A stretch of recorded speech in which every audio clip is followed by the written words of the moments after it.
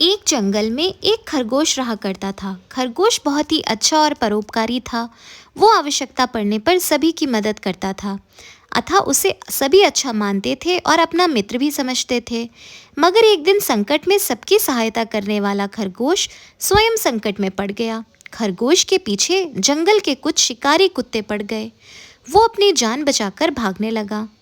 थोड़ी देर भागते भागते वो थक गया और उसने दौड़ने की सामर्थ्य छोड़ दी। उसने मन ही मन सोचा, यदि कोई जल्द ही मेरी सहायता के लिए नहीं आया तो मैं इन शिकारी द्वारा मारा जाऊंगा।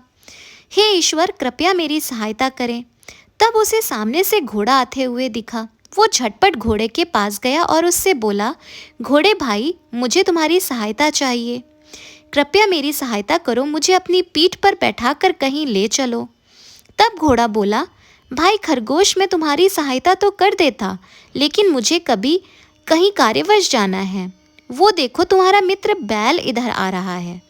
तुम उससे कहो, वो तुम्हारी सहायता जरूर करेगा। इतना कहकर घोड़ा चला गया।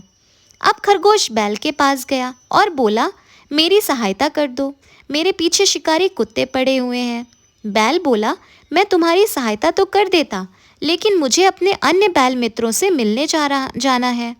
वो मेरा इंतज़ार कर रहे होंगे। तुम्हारा दोस्त बकरा भी इसी ओर आ रहा है, उससे कहो, वो तुम्हारी सहायता ज़रूर करेगा। खरगोश दौड़ते दौड़ते बकरे के पास पहुंचा। बोला, भाई मेरी सहायता कर दो। बकरा बोला, भाई सुनकर बहुत दुख हुआ, मैं तुम्हारी सहायता तो कर देता, लेकिन देखो मेरी पीठ कितनी खुरदुरी है, तुम इसमें बैठोगे तो तुम्हें तकलीफ होगी।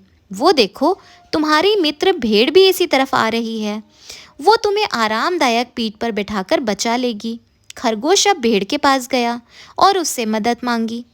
भेड़ ने भी कुछ बहाना बनाकर उसकी सहायता नहीं करी। अब खरगोश हताश हो चुका था।